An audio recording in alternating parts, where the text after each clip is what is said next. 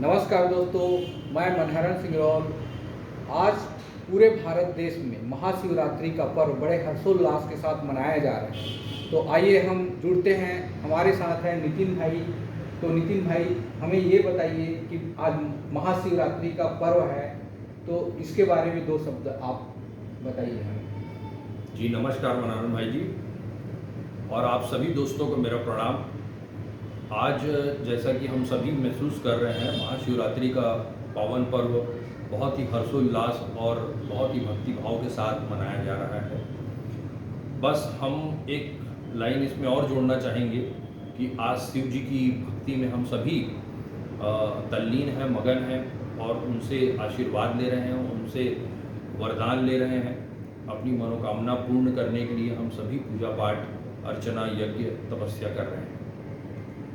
लेकिन एक चीज़ हमें, और अगर हम अपने जीवन में एक ज्ञान, एक नॉलेज को अगर जोड़ दें तो हमारा जीवन और भी धन्य हो जाए, सफल हो जाए। वो ऐसा है कि हम सभी शिव जी की आराधना करते हैं, लेकिन वास्तव में परमात्मा क्या है, शिव क्या है, वो दिखते कैसे हैं, इस विषय में भी हमें जानकारी होनी बहुत जरूरी है। तो जैसे कि परमात्मा जो है वो ज्योति बिंदु स्वरूप है, परमात्मा शिव जो है वो ज्योति बिंदु निराकार के स्वरूप में है, तारा के स्वरूप में है। जैसे तारा होता है वैसे ही चमकते हुए जो है परमात्मा का स्वरूप है। ऐसे हम अनेक धर्मों में भी देखें तो परमात्मा को उसी रूप में ज्योति बिंदु निराकार के रूप में उनकी पूजा उपासना होती है। जैसे सबसे पहले हम हिंदू धर्म में ही देखें तो परमात्मा को या शिव जी को महादेव कहा जाता है। महादेव का मतलब ही होता है देवों में देव, महादेव, है ना। सभी देवों से श्रेष्ठ जो है महादेव, उनको हिंदू धर्म में बोला जाता है। फिर दूसरा हम देखें कि क्रिश्चियन धर्म में हम देखें ईसा मसीह जो थे, ईसा मसीह ने भी कहा कि गॉड मैन, गॉड जो है लाइट के स्वरूप में, परमात्मा जो है लाइट है, ज्योति बिंदु स्वरूप है, निराकार है। उसी तरीके से जैपनीज लोग भी होते हैं जो वो लाल पत्थर या लाल प्रकाश से मेडिटेशन या ध्यान उपासना करते हैं। फिर हम हिंदू धर्म में ही देखें तो ज्योतिर्लिंग के रूप में ही उनकी पूजा उपासना की जाती है। ज्योतिर्लिंग मतलब ज्योति के समान, ज्योति के स्वरूप में उनकी पूजा अर्चना की जाती है।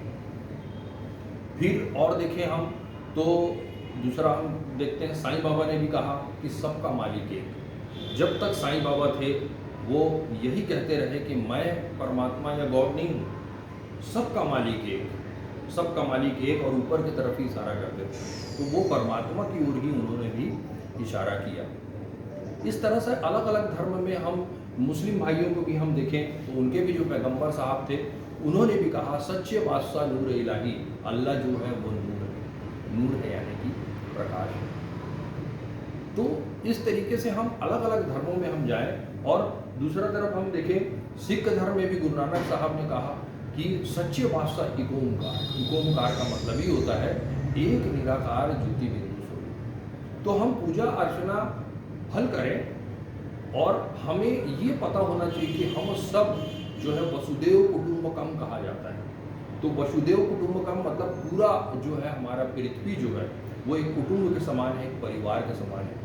हम भले अलग अलग धर्मों में बटे हुए हैं शरीर के रूप में, लेकिन आत्मा के पिता जो है परमात्मा वो एक ही है, वो ज्योति बिंदु स्वरूप। तो वो परमात्मा शिव जो है ज्योति बिंदु स्वरूप है, उन्हें उनका नॉलेज हम सबको होना अति आवश्यक है। तो ये जानकारी जब हमारी हो जाती है तो हमारा समझिए हमारी पूजा भक्ति कहें या अर्चना कहें वो वास्तव में पूर्ण होती है, सफल होती है। धन्यवाद नितिन भाई, आपने सभी धर्मों को लेकर बहुत अच्छे से आज के त्यौहार के बारे में बताया। बहुत बहुत धन्यवाद।